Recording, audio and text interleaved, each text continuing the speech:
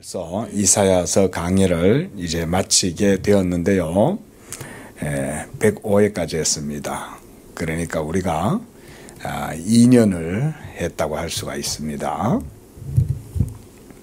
아마 그동안 우리 성도님들이 설교자가 그렇게 뛰어나지 못해가지고 여러분들한테 이사야서에 있는 이 복음의 그 영광과 탁월함에 대해서 하나님의 영광과 그의 사역 이것에 대해서 바르게 증거했는지 또 충분히 증거가 됐는지, 그러나 그래도 이 이사야서를 처음부터 끝까지 또 이렇게 볼 수 있었다는 것에 대해서는 제 개인적으로도 하나님께 감사를 드리고, 또 저는 이사야서를 통해서 또 강론을 하면서도 제 자신도 많이 배웠습니다. 제 자신도 많이 배우고 그 가운데에 또 제가 대학원 생활도 하고 이러면서 또 하나님 말씀을 좀 더 깊이 있게 생각해 보고 배우게 되고 이런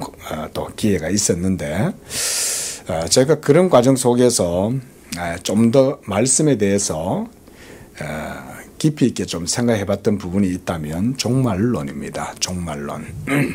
그래서 참 이 선지서들 속에는 종말론적 사상이 아주 강하구나. 특히 다른 선지서들도 다 마찬가지입니다. 선지자들의 주된 메시지가 뭔 내용이었습니까? 현실에 대한 비판과 하나님의 책망, 또 경고, 심판, 이런 것에 대한 내용이었죠. 또 하나는 장래의 소망, 이런 거죠. 그죠? 하나님께서 비록 징계하시고 진노하실지라도 그 노를 영원히 품지 아니하시고 반드시 은총과 자비를 베풀어 주실 것이다. 이런 것들이 또 선지서들의 또 내용이었다고 할 수가 있습니다. 그런 은총과 자비가 어떻게 하나님의 언약 백성들에게 주어집니까? 언약을 통해서. 그렇죠? 하나님의 언약 백성들에게는 하나님께서 자기의 언약을 통해서 그런 은총을 베풀어 주시고, 그러면 바로 그 언약의 본질, 또 언약의 실체, 우리가 이렇게 표현을 해보면 그건 바로 누굽니까? 예수님이죠. 그렇죠? 바로 선지자들이 하나님의 언약을 붙들고 이스라엘 백성들에게 이 하나님의 말씀의 사역을 감당할 때 그 메시지의 내용은 결국은 예수 그리스도에게로 종결되어지는 거예요. 모든 선지자들의 지시하는 것, 이것은 바로 예수 그리스도였어요. 그게 이사야서 안에 아주 분명하게, 매우 탁월하게 드러나 있었던 것을 우리는 봤어요. 이사야 선지자는 예수님이 오시기 전, 하나님의 그리스도가 이 땅 가운데 초림하시기 전에 벌써 700여 년 전에 사역자였는데도 불구하고 그는 장차 오실 하나님의 메시아 그리스도 예수의 아주 그 신적인 영광과 탁월함을 증거했던 것이죠. 놀랍지 않습니까? 그 700년의 시간이 간격이 있는데도 불구하고 이사야 선지자가 마치 지금 눈앞에서 보는 것 같이 하나님의 말씀을 그 당시 백성들에게 전했던 거죠. 당시 이스라엘 상황은 우리가 이제 충분히 알겠지만 점차 이제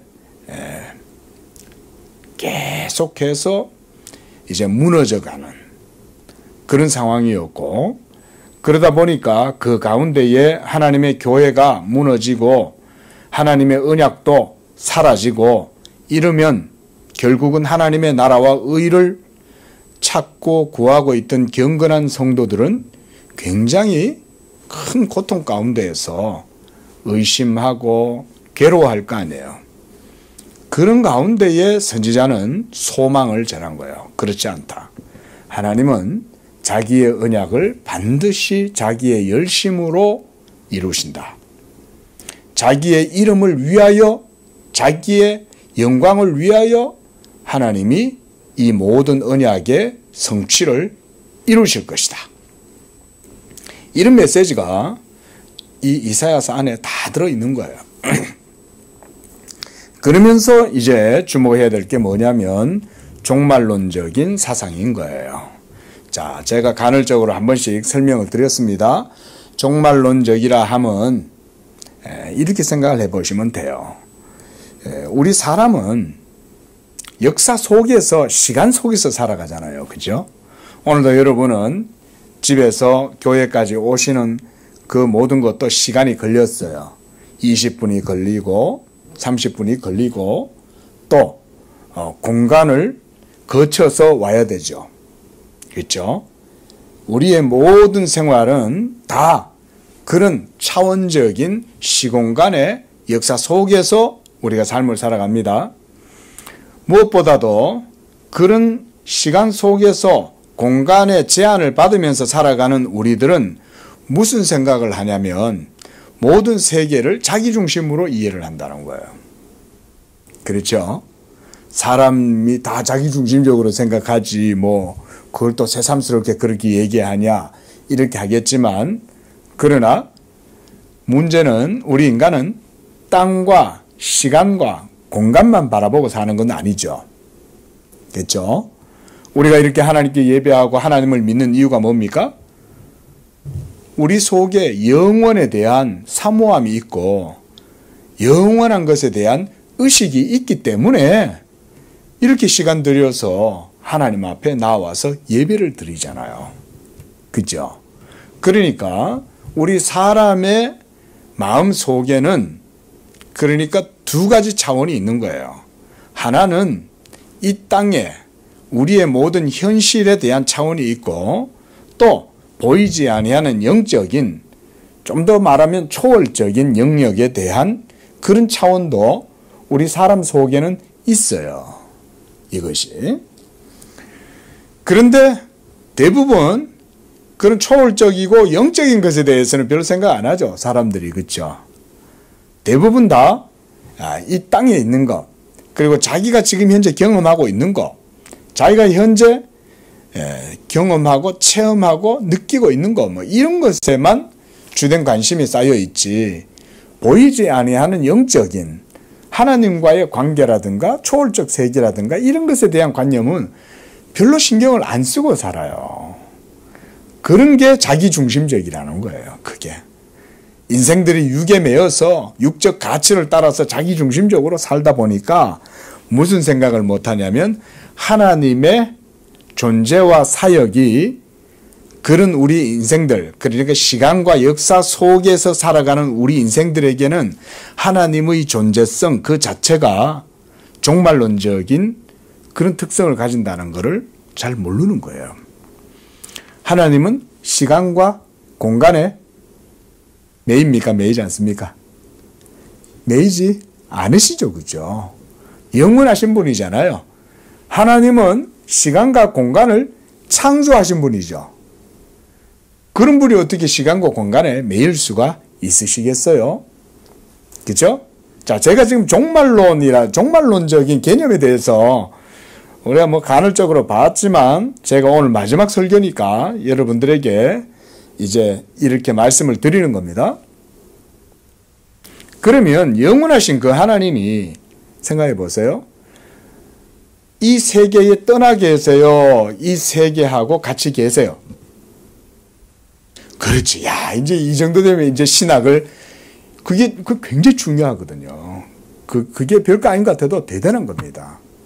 왜냐하면 영국의 이실론이라든가 또는 범신론 있잖아요. 우리 그것 때문에 영화도 보러 갔잖아요. 물의 나라. 예? 그거는 범신론이죠. 모든 세계가 신이다라고 보는 거죠. 한마디로 이런 술 하나조차도 신적으로 보는 거죠. 근데 하나님은 세계 가운데 내주하시면서도 초월하시고 그러면서도 자유로우신 거죠. 모든 우주나 만물이 하나님의 행동과 하나님의 결정과 의지에 영향을 미치지 않아요. 예. 그런 것이 이제 초월과 내재에 대한 이야기인데, 자, 보세요. 그렇게 천지 만물을 창조하셔서 초월하신 하나님이 영원 가운데에서 시공간을 초월해 계시지만 그 하나님이 또한 우리 가운데 들어오신다 하면 생각해 보십시오. 그러면 시간과 공간의 영역이 어떻게 됩니까? 큰 격변이 일어나게 되는 것입니다. 왜냐하면 영원한 것의 의미가 시간 역사 가운데 장착이 되는 거죠.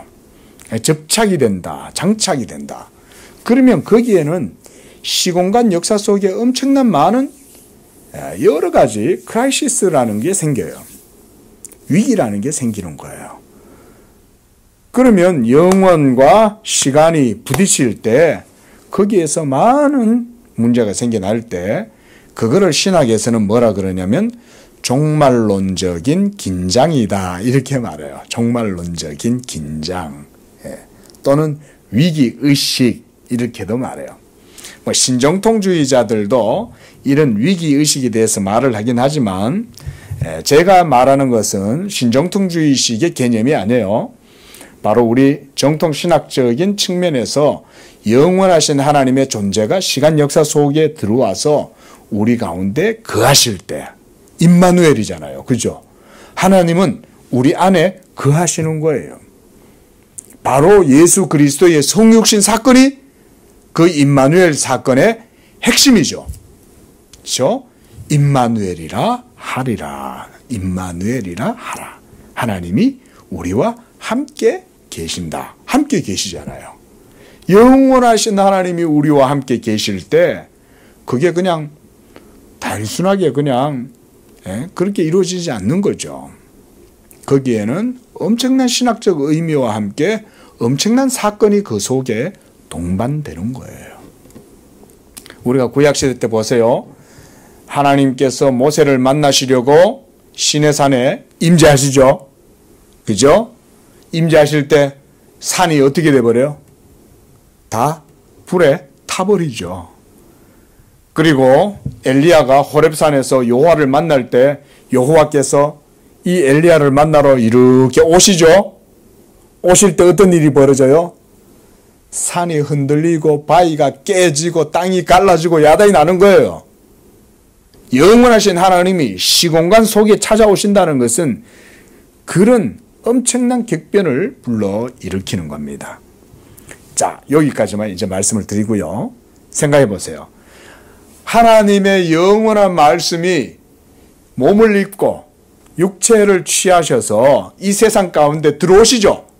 그게 바로 인카네이션이잖아요. 이 성육신 사건이 그래서 어마어마한 사건인 거예요. 그러니까 하나님의 영원한 말씀이 성육신 하실 때에 하늘의 별들도 성육신을 지시하는 거죠. 동방박사 세 사람 귀한 예물 가지고 어디를 따라가요?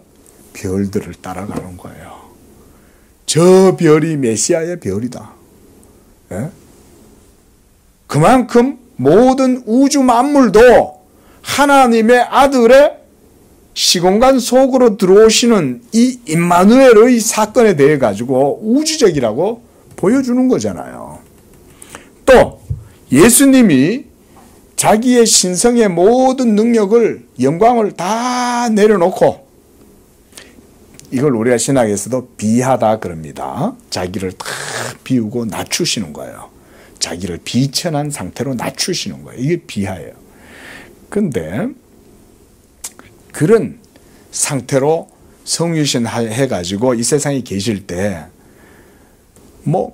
별로 그런 진동이 없었죠. 그렇죠? 별로 그런 진동이 없었어요. 보면 마태, 마가, 누가, 요한 사복음서를 들여다봐도 예수님의 그런 사역들이 특별한 격변을 일으키는 것 같진 않아요. 그런데 조용히 일어나죠. 그렇죠? 하나님의 나라의 운동력이 급격하게 일어난 게 아니라 조용히 일어나면서 예수님의 사역과 설교를 통해 가지고 귀신이 쫓겨나고 죽은 자가 살아나고 병든 자가 고침을 받고 이러면서 하나님의 권능이 예수님의 사역 가운데 막 이렇게 소리 소문 없이 드러나잖아요. 그런데도 불구하고 예수님이 마지막 십자가에서 딱 죽으실 때 또 한 번 우주적인 자연 만물 가운데에도 큰 지각 격변이 있었죠. 예수께서 다 이루었다 하시고 그 영혼이 예수님의 몸에서 떠나시고 그가 죽음을 경험하는 그 시간 어떤 일이 벌어졌어요? 온 땅에 어두움이 임하면서 동시에 땅이 막 흔들리면서 죽은 자들조차도 살아나는 이런 놀라운 역사가 일어난 거죠. 물론 그들이 다시 살아났다고 해도 또 죽었지만 그거는 뭘 보여주는 겁니까? 하나님의 아들의 죽으심은 우주적이라는 사실을 보여주는 거죠. 보여주는 거. 자, 제가 종말적인 관점을 여러분한테 제가 지금 설명을 드리는 거예요. 그리고 또 한 가지는 이제 예수님이 부활하신 거예요. 근데 예수님이 부활했을 때 천국이 그 자체로 완전히 이루어졌습니까? 아니죠. 그렇죠. 예수님이 부활을 하셨지만 아직 하나님의 나라와 때가 이르지 않았기 때문에 제자들도 그렇게 질문을 한 거죠. 주여, 주의 때가 하나님의 나라와 하나님의 때가 언제 이루어집니까? 이때니까. 예? 아니다. 너희는 오직 성령을 받아 온 유대와 사마리아와 땅 끝까지 이르러 이 복음을 전해라. 천하 만국의 복음이 전파될 때 그때 인자가 오리라. 이런 말씀을 하잖아요. 그렇게 예수님이 승천하시고 난 다음에 또 한 가지 이 땅 가운데 큰 또 사건이 일어났어요. 그게 뭡니까? 바로 사도행전에서 나타나는 오순절 성령의 임재죠. 이것 또한 종말론적인 사건이다 그랬어요. 그렇죠? 성령이 임하셨을 때 그 자체가 벌써 예수 그리스도의 이 부활 생명과 권능, 이것이 성령의 역사를 통해서 이 땅 가운데 이루어지고 있는 거예요. 그래서 지금도 성령께서는 이런 하나님의 종말론적인 권능과 사역을 통해 가지고 온 세계 가운데 하나님의 택하신 자들에게 구원을 적용시키시고 구원의 열매를 맺게 하시는 게 성령이 지금도 그 일을 하고 계시는 거예요. 그러니까 종말이라고 하는 것은 언제가 종말이냐? 성령이 임하시고 그때부터가 신학적으로 실제적인 종말이 시작된 거예요. 아시겠죠? 예수님 때만 해도 종말론적인 긴장감이 많이 있었어요. 그러나 그것은 아직 공식적으로는 이루어지지 않았죠. 그 대표적인 종말론적인 신학을 가지고 사역을 했던 사람이 예수님 앞서 누구였습니까? 세례 요한이죠. 세례 요한의 사역을 한번 볼까요? 우리 마태복음 한번 보십시오. 자, 마태복음 3장을 한번 봅시다. 자, 10절부터 12절까지 우리 함께 읽어봅시다. 시작. 이미 도끼가 나무 뿌리에 놓였으니 좋은 열매를 맺지 아니하는 나무마다 찍혀 불에 던져지리라. 나는 너희로 회개하게 하기 위하여 물로 세례를 베풀거니와 내 뒤에 오시는 이는 나보다 능력이 많으시니 나는 그의 신을 들기도 감당하지 못하겠노라. 그는 성령과 불로 너희에게 세례를 베푸실 것이요 손에 키를 들고 자기의 타작마당을 정하게 하사 알곡은 모아 곡간에 들이고 죽정이는 꺼지지 않는 불에 태우시리라. 세례 요한의 메시지가 바로 이런 거였어요. 바로 자기 뒤에 메시아가 오는데 그 메시아가 오시면 이와 같이 불과 같은 그런 사역을 하신다는 거죠. 그래서 좋은 열매를 맺지 아니하고 나쁜 열매를 맺는 그런 것들은 다 잘라가지고 불에 던져버리겠다는 거예요. 그리고 자기는 그 메시아를 감당할 수 없다는 거예요. 그의 신발끈도 풀기에 감당하실 정도가 안 된다. 그 정도로 메시아가 대단한 존재라는 거죠. 세례 요한은 아는 거죠. 예수께서 바로 영원한 하나님의 신적인 말씀이 이 땅 가운데 오신 메시아라는 걸 아는 거예요. 그리고 12절에도 보십시오. 손에 키를 들고 타작마당을 정하게 해서 알곡과 그리고 가라지들, 쭉정이들은 다 갈라내가지고 쭉정이는 어떻게 해버려요? 꺼지지 않는 불에 태우시는 이런 권능을 갖고 계시는 분이 누구라는 거예요? 예수님이라는 거예요. 예수님. 바로 이런 예수님이기 때문에 엄청난 종말론적인 긴장이 예수님의 인격과 사역 가운데에 이루어지기도 했지만 그거는 이제 시작에 불과해요.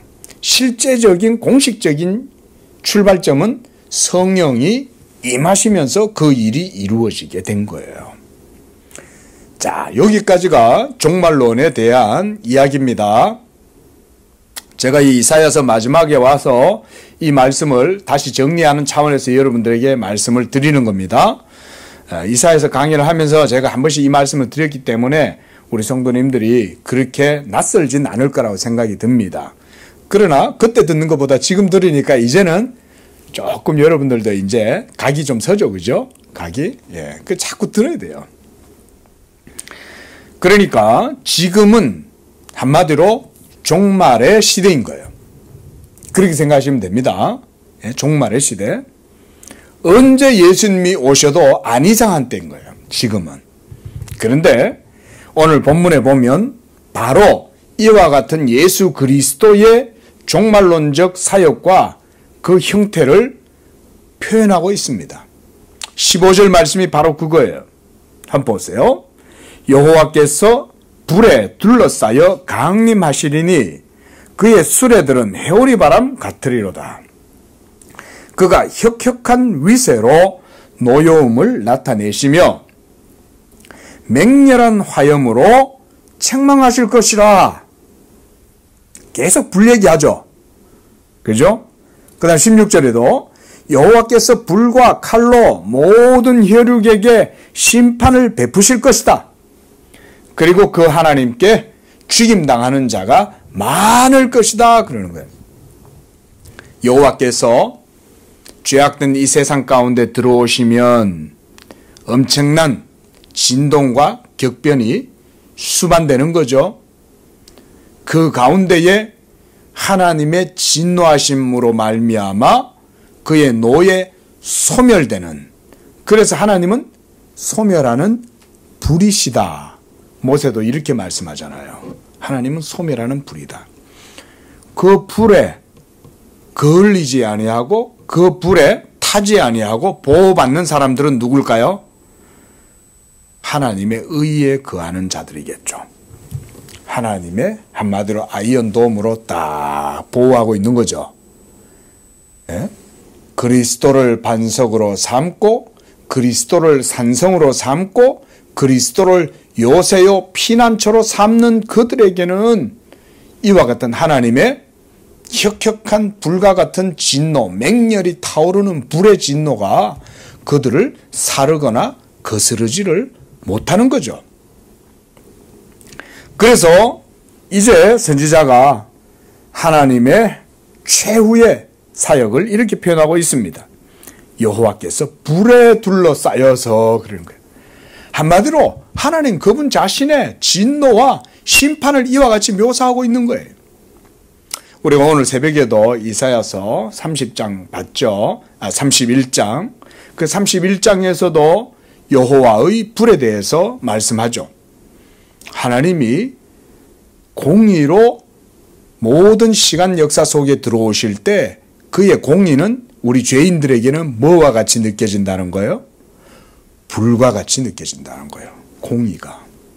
그래서 아침에도 제가 그런 예를 잠깐 들었지만 암행어사 출두요 이러면 그동안 그냥 이 탐관오리가 막 춘향이를 불러놓고 온갖 그죠 백성들의 그걸 다 졸라가지고 기름을 짜먹고 이러면서 막 그렇게 탐관오리들이 막 술을 먹고 있는데 잔치를 벌이고 있는데 그때 암행어사가 이제 오는 거죠. 그럼 뭐 야단 나는 거 아닙니까? 그때 암행의사는 뭘 갖고 옵니까? 공의를 가지고 오는 거죠. 예? 공의에 이 마패를 들고 이제 오면 모든 죄인들은 그 공의의 권세 앞에서 모두가 다 불타죠. 심판을 받는 거죠. 그런 말씀인 거예요. 자, 이와 같이 여호와께서 노여움을 나타내셔서 화염으로 책망하신다고 그러잖아요. 예? 화염으로 책망하는 거예요. 지금도 온 세계에 전쟁과 지금 뭐 수단에도 또 전쟁이 일어나고 뭐 이스라엘과 팔레스타인과의 계속된 전쟁, 뭐 온 세상에 전쟁이 끝이 없죠. 중국과 대만 보세요. 그 가운데 어떤 일이 벌어집니까? 서로 전쟁하면 자기들끼리 다 죽이죠. 물고 먹히고. 근데 하나님이 전쟁하도록 내버려 버리는 거죠. 우리는 이런 관점으로 봐야 되죠. 예? 제가 처음에는요, 제가 한 가지 말씀드릴 게 있어요. 제가 처음에는 우크라이나를 위해서 기도를 했어요. 근데 어느 순간 제 마음에서 이 우크라이나를 위해서 기도하는 건 아니구나. 왜? 그러면 우크라이나가 선하고 저 러시아는 악하고 이렇게 되잖아요. 그렇죠? 과연 그러면 우크라이나는 선한가요? 그걸 제가 판단을 못하는 거예요. 그러니까 기도가 안 되는 거예요, 이게. 예? 왜냐하면 하나님이 역사의 주권자시고 모든 것 하나조차도 하나님의 섭리 가운데 이루어지는데 내가 뭔데 우크라이나를 위해서 기도하냐. 물론 그 가운데 저도 보내요. 성금도 보냈습니다. 그거에 대한 어떤 인간적인 어떤 그런 의무까지 저버리고 그렇게 하진 않아요. 하지만 하나님의 섭리를 생각해 보는 거예요. 러시아하고 우크라이나 전쟁이 이슈화가 되었지만은 그것만 있습니까? 지금 우리나라 지금 수단에서 이번에 우리나라 국민들이 긴급히 또 나라에서 이제 비행기를 보내가지고 공수해 모두 데려왔잖아요. 그뿐만 아니죠. 중국하고 대만하고 뭐 지금 한미일, 그 다음에 러시아, 북한, 중국 이러면서 지금 전 세계가 지금 대립각들이 막 서고 있지 않습니까? 하나님의 진노가 임하면요. 전쟁의 화염으로 모두가 다 그리고 그냥 하나님의 맹렬한 심판 아래에서 다 죽임을 당하는 거예요.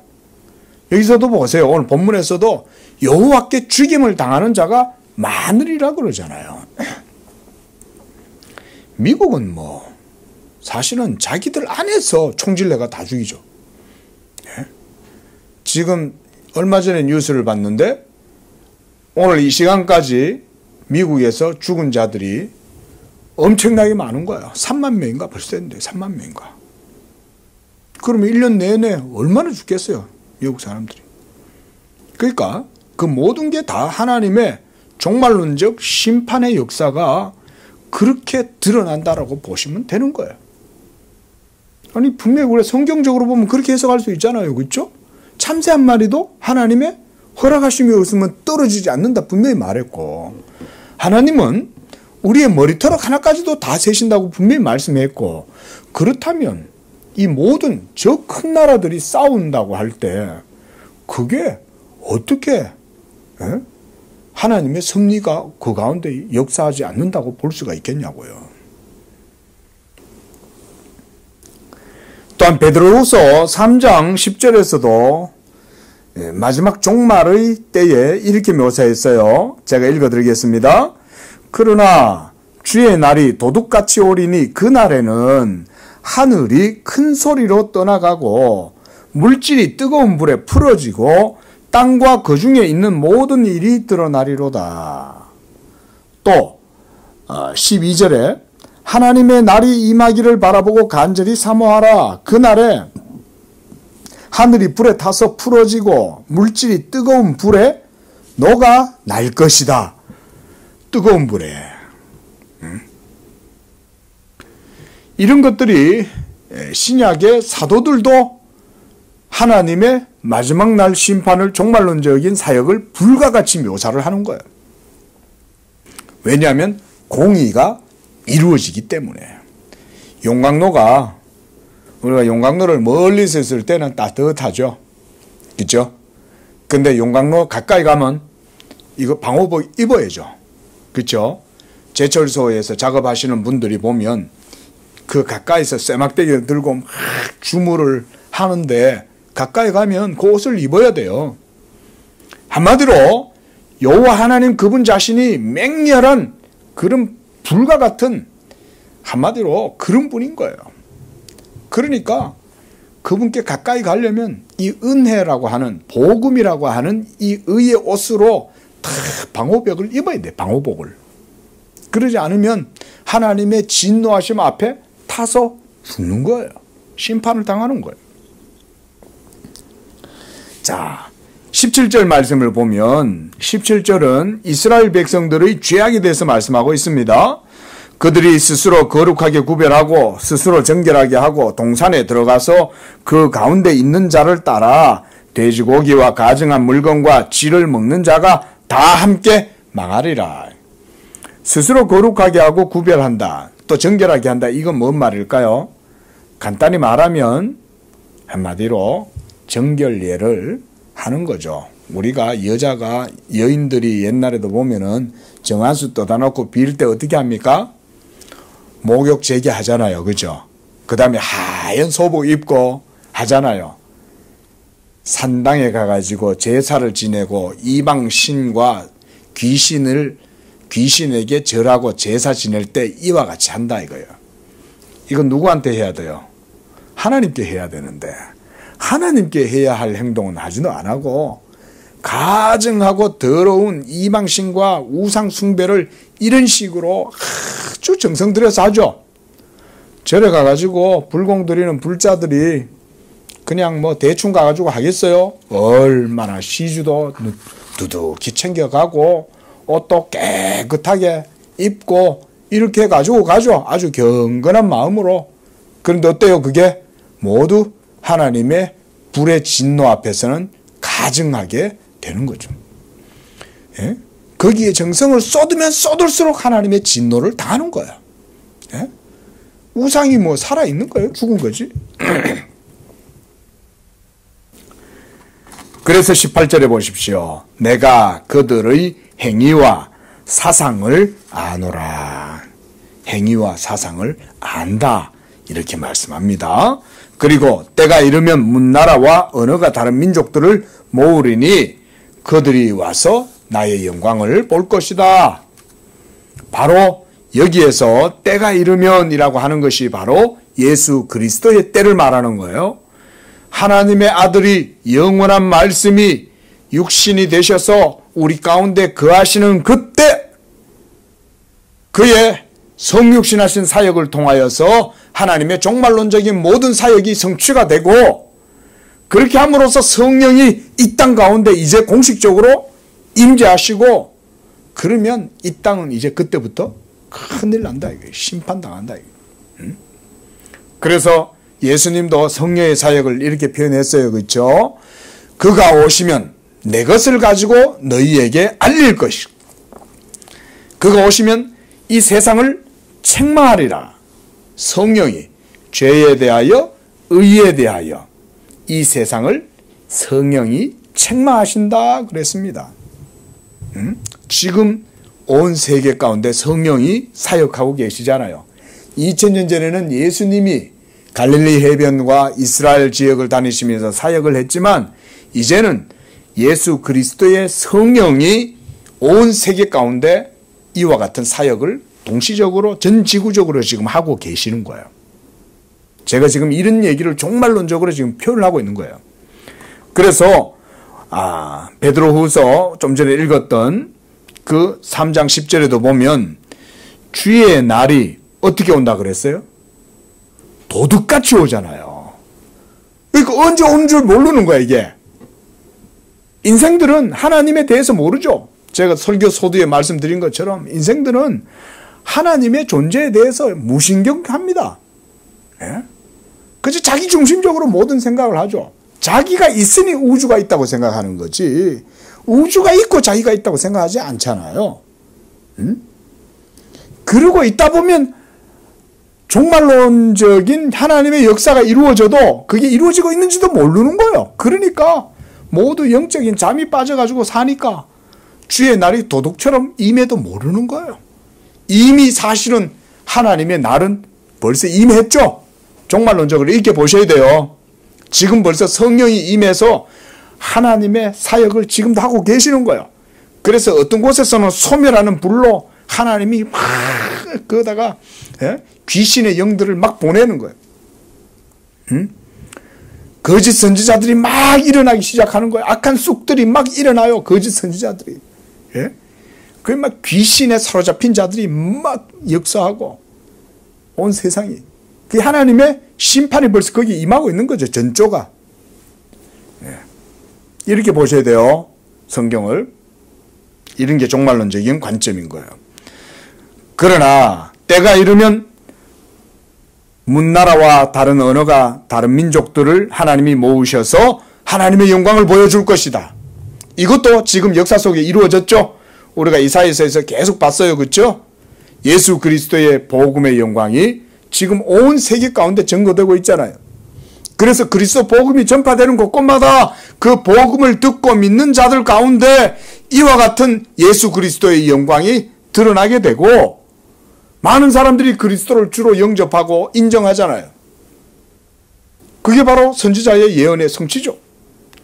오늘 여기 계신 우리 성도님들도 마찬가지죠. 여러분들도 이방인들이잖아요. 그렇죠? 여러분들은 이스라엘의 할례받은 자손들이 아니잖아요. 그런데도 여러분들은 이와 같이 예수의 영으로 예수 그리스도가 나의 주라고 고백하고 있잖아요. 그리고 그리스도의 영광을 이 앞에서 부족한 목사가 계속 그리스도의 영광에 대해서 지금 여러분들에게 계속 말하고 있잖아요. 이런 일이 어떻게 일어나냐고요. 예? 저도 어려서는 신앙생활 제대로 하지도 않았어요. 저도 농땡이 피우고 아버지가 장로라도 제대로 신앙생활도 안 하고 예?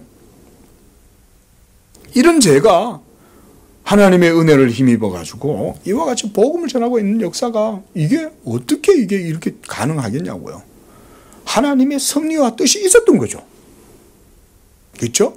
여러분들도 하나님의 섭리와 작정과 선택 가운데에서 하나님이 불러서 여러분들에게 이와 같은 아브라함 언약이 여러분들 가운데에도 이와 같이 증거가 되고 그래서 여러분들이 하나님의 영광을 보는 거 아니에요? 전 세계의 모든 사람들이. 자, 19절은 바로 내가 그들 가운데 징조를 세웠어 그랬어요. 바로 이 징조란 예수 그리스도로 말미암는 징조입니다. 좀 더 단순하게 표현해보면 십자가가 기독교의 적이 되죠. 그렇죠? 아이콘이 됐죠. 그렇죠? 예? 그러니까 이 십자가가 온 세계의 모든 기독교의 상징이 되었지 않습니까? 그뿐만 아니죠. 예수 그리스도의 복음이 진리라고 하는 것에 대해서 하나님이 역사 속에서 증거하시는 거예요. 예? 복음이라는 게 듣고 보면 간단하잖아요. 예수 믿음, 하나님의 아들에 대한 그 믿음으로 우리가 천국에 들어가고 그를 통해서 하나님을 알게 되고 이런 모든 것들이 다 하나님의 징조죠. 그렇죠? 저는 그렇게 봅니다. 이 말씀을. 그래서 그들 가운데에서 도피한 자, 한마디로 예수 그리스도를 도피처로 삼아서 그에게로 피하는 자들. 하나님은 우리의 피난처가 되시잖아요. 그 얘기를 하는 거예요. 이것도 지금 선지자가 복음을 말하고 있는 겁니다. 그 날에 때가 이르면 여러 나라 다시스와 뿔과 활을 당기는 룻과 두발과 야완과 나의 명성을 듣지 못하고 나의 영광을 보지 못한 먼 섬들 가운데 이 징조를 보낼 것이다. 온 세계 가운데 이 복음의 징조가 온 세계로 다 하나님의 말씀의 징조가 다 퍼져나가는 거예요. 그리고 그걸 듣고 믿는 자들이 이 아브라함의 언약 안으로 모두 들어오는 거예요. 하나님이 이와 같이 역사하고 계신다. 그래서 그들이 나의 영광을 문나라에 전파하리라. 여기에서의 영광은 그리스도 예수의 영광입니다. 그리스도 예수의 영광을 보면 하나님의 영광을 보는 거니까 이렇게 보셔야 돼요. 삼위일체 하나님의 영광은 우리가 예수 그리스도를 통하지 않고는 삼위일체 하나님의 영광을 인식할 수 없습니다. 예. 그래서 이 말씀은 간단하게 그렇게 제가 말씀을 드리는 거예요. 자, 이제 20절입니다. 여기서도 이 복음으로 말미암아 많은 열매를, 구원의 열매를 얻을 것에 대해서 이렇게 얘기하죠. 이스라엘 자손이 예물을 깨끗한 그릇에 담아 여호와의 집에 드림같이 그들이 너희 모든 형제를 문나라에서 나의 성산 예루살렘으로 말과 수레와 교자와 노새와 낙타에 태워서 여호와께 예물로 드릴 것이다. 이것이 바로 그리스도 복음의 역사예요. 우리는 모두 다 이방인들이지만은 하나님을 여호와시고 우리의 아버지라고 말하잖아요. 그렇죠? 예수 그리스도로 말미암아 이와 같은 양자됨의 역사가, 양자의 영을 우리에게 부어주셔서 모든 이방인들이 다 하나님의 그런 산 제사를 드리고, 그래서 21절에 보면 그렇게 말해요. 나는 그 가운데에서 택하여 제사장과 레위인을 삼으리라. 이건 다시 저 팔레스타인의 다윗성이 회복이 되고 성전이 세워진다는 말이 아닙니다. 그렇죠? 그래서 베드로전서 2장 5절에 보면 너희도 산돌같이 신령한 집으로 세워지고 예수 그리스도로 말미암아 하나님이 기쁘시게 받으실 신령한 제사를 드릴 거룩한 제사장이 될지니라, 이렇게 말씀했어요. 그리고 또한 베드로전서 2장 9절에서는 너희는 택하신 족속이요 왕같은 제사장들이요 거룩한 나라요 그의 소유가 된 백성이다 그랬습니다. 우리는 다 예수 그리스도를 힘입어서 하나님 앞에 거룩한 산제사를 드리는 제사장들이에요. 왕같은 제사장. 바로 21절이 바로 그런 말씀인 거예요.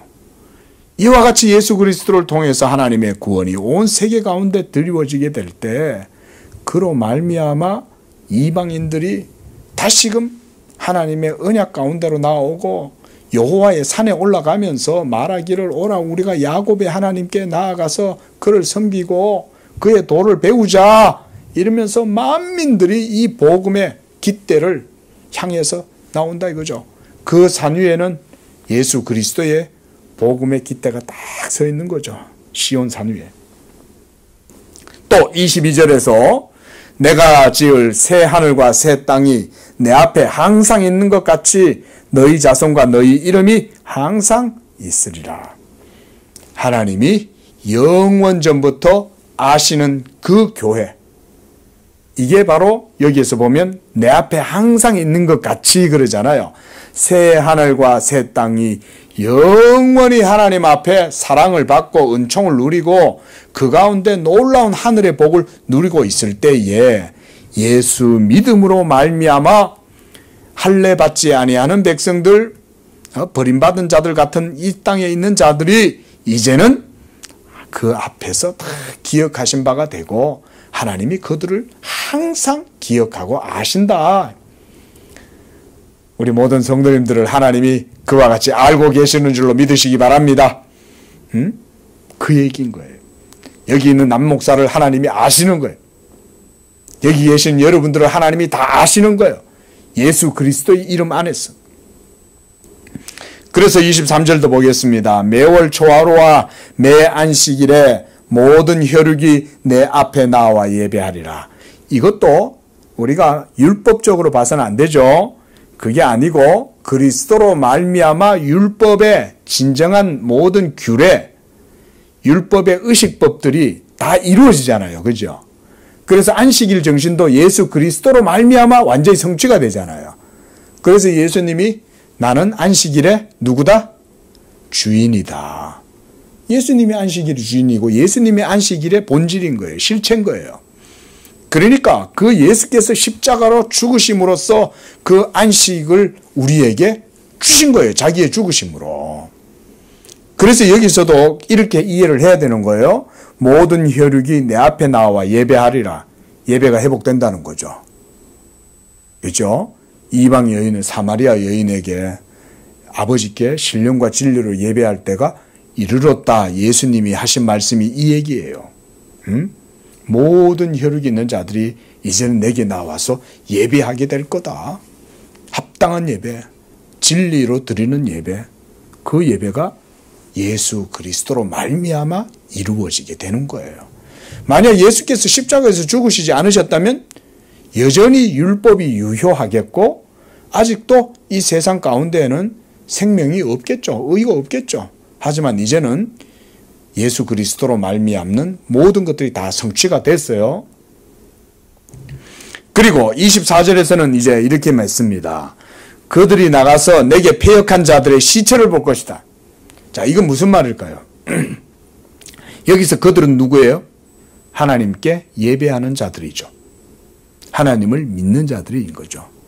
하나님을 자기의 아버지로 고백하고 나의 주님이라고 고백하는 자들이 예배하는 자들 아닙니까?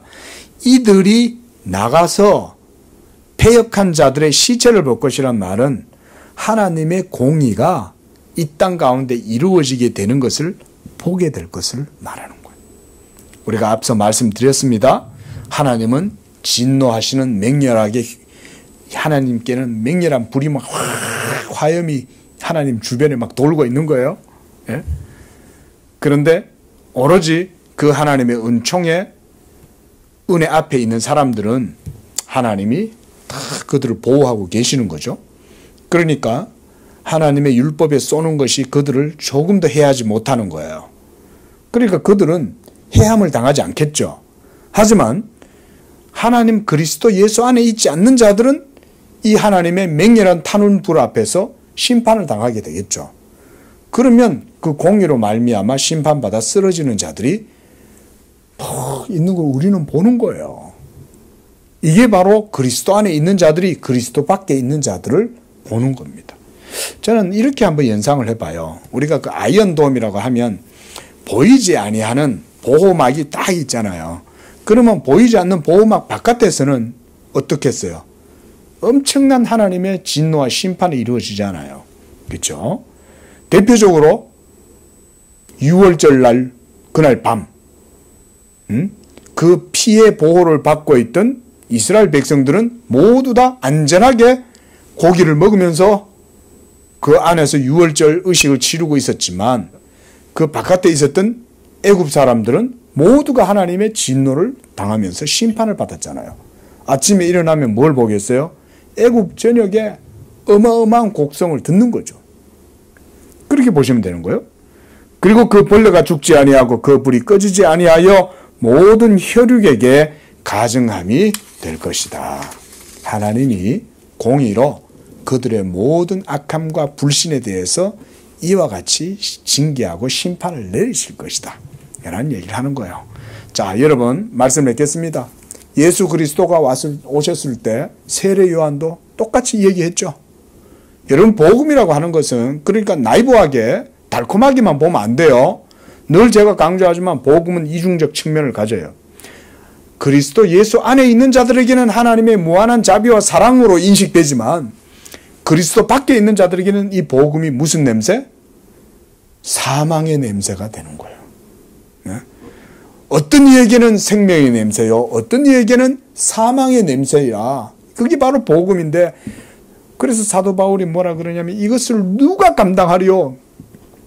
그게 종말론적인 긴장감인 거예요. 누가 감당하리라는 말은 그만큼 이 종말론적인 위기와 긴장감은 어마어마한 것이다. 그게 바로 하나님의 사역이다. 말씀을 맺으면서 이사야 선지자는 지금까지 그와 같은 하나님의 말씀이 장차 이 땅 가운데 오시고 그 말씀을 통해서 온 세계 역사가 시공간에 있는 모든 죄인들이 그 말씀 앞에서 심판을 당하게 될 것에 대해서 선지자가 66장까지 이스라엘을 향해서 계속 증거했던 거예요. 그리고 선지자의 예언대로 오늘날 온 세계에 하나님의 자비의 복음이 전파되고 그래서 언약이 성취됨으로써 이방인들이 할례받지 아니한 이방인들, 하나님께 버림받았던 우리들이 이제는 예수로 말미암아 하나님을 우리의 아버지요 나의 하나님이시요 하나님도 너희는 나의 자녀다 라고 말씀하시는 이런 언약의 관계가 이루어지게 된 거예요. 이사야 선지자 예언이 이루어졌죠. 천하 만국에 있는 모든 사람들이 예수의 이름으로 하나님의 시온산으로 막 지금 몰려들어가고 있잖아요. 그러나 여전히 이 세상 가운데에는 하나님의 종말론적 심판도 이루어지고 있는 거죠. 그렇게 봐야 돼요. 그러니까 온 세계가 여전히 전쟁과 지진과 기근과 막 질병과 이런 것들이 여전히 창궐해 있는 거예요. 그러나 하나님이 자기의 아시는 백성들은 은밀한 날개 아래 지키시고 그래서 우리는 길거리에 나가면 많은 시체들이 널려 있는 걸 보는 거예요. 우리가 오늘날 SNS가 뭐 전부 다 공중발 타가지고 우크라이나 전장에서 널브러져 있는 러시아인들의 시신과 우크라이나 군대의 시신과 이런 것들을 막 보고 있잖아요. 중국 지금 전쟁 안 일어나도록 우리가 하나님께 기도를 해야 됩니다. 하나님 앞에. 그러면 여기도 불똥이 튈 거예요. 예? 그런 일이 일어나서는 안 되겠죠. 예? 그러나 역사의 주권자이신 하나님께 모든 게 달려있기 때문에 우리는 아직까지는 기도할 수 있어요. 그렇죠? 일어나면 이게 감당이 안 돼요. 아직은 안 일어났으니까 우리는 기도해도 돼요. 기도해서 하나님이 여전히 이 땅 가운데 이 복음의 평안으로 이 땅이 온전하고 하나님을 예배하는 백성들이 많이 일어나서 정말 이 다시 대한민국이 이 1907년 놀라운 복음의 역사가 일어났던 것처럼 이 한국교회가 다시금 그런 영적 부흥이 일어나서 그리스도의 영광을 노래하고 그걸 통해서 하나님께 참된 예배가 이루어지는 그런 복된 나라와 민족이 되었으면 하는 그런 마음으로 이렇게 이제 이사야서 강해를 마치고자 합니다. 기도하겠습니다. 거룩하시고 자비로우신 하나님, 존귀와 영광과 찬양을 받아 주시옵소서. 거룩하신 주 하나님 만군의 여호와께서 온 세상을 창조하셨을 뿐만 아니라 지금도 만유의 왕이 되시고 그래서 모든 정사와 권세를 다스리실 뿐만 아니라 자기의 뜻 가운데 하나님께서 자기 이름을 위하여 모든 일들을 행하고 계시는 줄로 믿습니다. 그동안 지금까지 이 이사야서 강해를 도우시고 역사하신 하나님께 영광을 드립니다. 하나님, 이사야 선지자가 증거했던 이 복음의 영광과 탁월함이 오늘날 여전히 한국교회 가운데에서도 온전하게 이루어지게 하시고 이 종말론적인 하나님의 역사 앞에서 아버지여 이 한반도가 하나님의 진노 앞에 서지 아니하고 하나님의 은총과 자비 앞에서 이 한국교회가 다시금 회개하고 돌이킬 수 있도록 은혜를 베풀어 주시옵소서.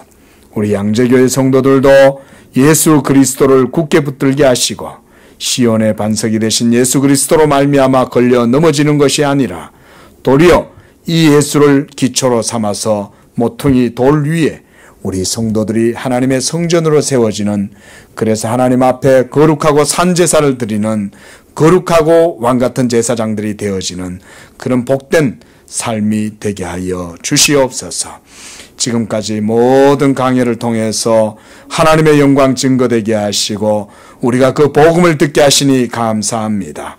우리 성도들이 이 복음을 듣고 믿음으로 더욱더 하나님을 사랑하고 하나님께 영광 돌리며 순종하고 헌신하는 복된 삶이 되도록 모든 열매가 온전히 하나님께 영광 드리도록 인도하여 주시옵소서. 예수님의 이름으로 기도합니다.